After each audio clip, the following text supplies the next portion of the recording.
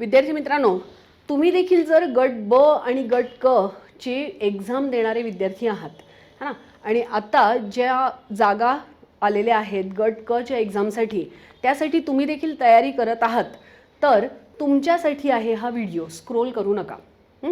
First of all, तुम्हाला जर या परीक्षांमध्ये प्रिलिम्समध्ये मेन्समध्ये चांगली कामगिरी करायची असेल तर तुम्हाला दोन विषयांवर पकड मजबूत करावी लागेल. आधुनिक भारताचा इतिहास आणि महाराष्ट्राचा इतिहास.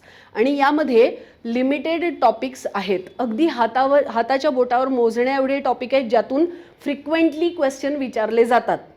पण आयोगाचं जे बदलतं पॅटर्न आहे ना, ते जर तुम्ही पाहिलं तर तुम्हाला लक्षात आलं असेल की उथळ अभ्यास करून आता चालणार नाही.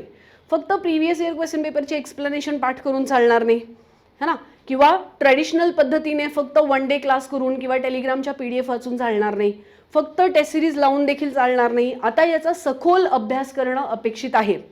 आणि म्हणूनच तुमच्यासाठी गट क आणि गट ब च्या एक्झामला टार्गेट करणारी एक फोकस्ड बॅच इतिहास या विषयासाठी मी लॉन्च करत आहे.